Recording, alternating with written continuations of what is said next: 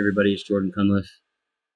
Back here with another video today. Going to talk about a few things that have been on my mind in terms of recovery. I've seen a lot of bad things kind of go on around with the people in my recovery circle lately. I've had some friends call me that have relapsed and they've been pretty down in the dumps, and I've had some people in my recovery circle here locally, at my AA groups and things like that have relapsed, and they were in a really bad space as a result. It looked like when they relapsed, they fell right back into drinking or drugging as bad as they were when they were at the peak of their addiction. And I've also had a neighbor and a friend that relapsed and died from a fentanyl overdose.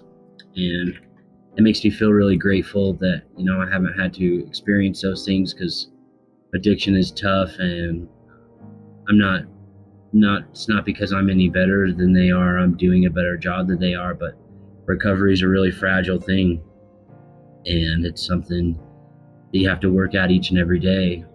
And it's been really hard to see what they're kind of going through as a result of relapsing. And I kind of know what that feels like, even though I'm 119 days sober today. For 7 or 8 years straight, I used meth as heavy as anybody can use meth, and went to some really dark places emotionally and mentally. And for a long time, I really thought that I was going to die an addict. And I feel good.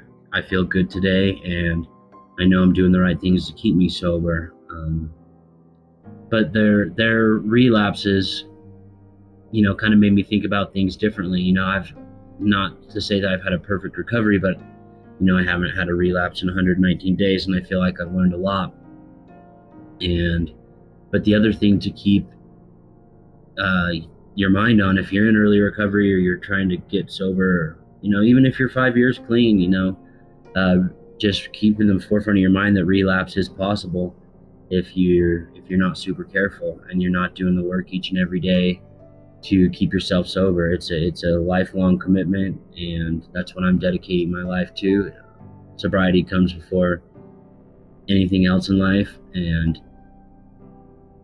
to see them in that much pain as a result of their relapse and really hurt me too. I felt a lot of empathy for them, and it was hard to see them in that space. But the one thing that I kind of told them, because they did the right thing, they reached out when they relapsed, they contacted me, and they were honest about their relapse, and that's huge, and that shows a lot of progress.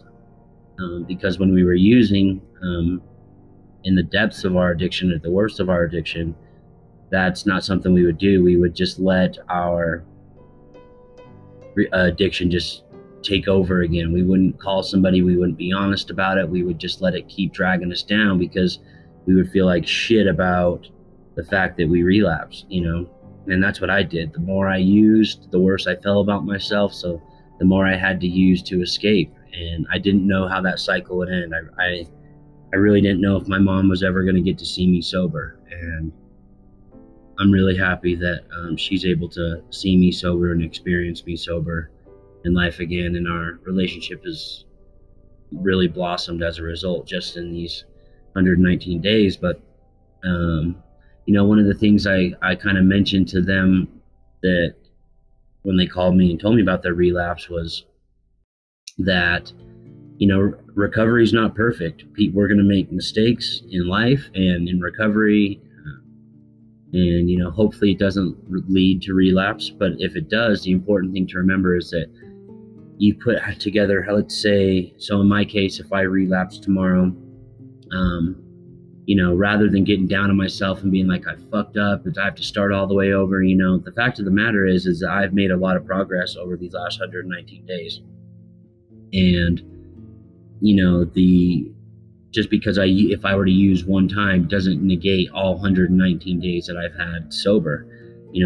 Even though it may feel like that, we get down on ourselves, because that's kind of what we do as addicts. We feel a lot of the negativity, and we cling to a lot of negativity, and that's a lot of the reason why we use, is we get stuck in that negative feedback loop. And But the reality is that over the course of the 119 days, I've learned quite a bit. And a use doesn't negate that.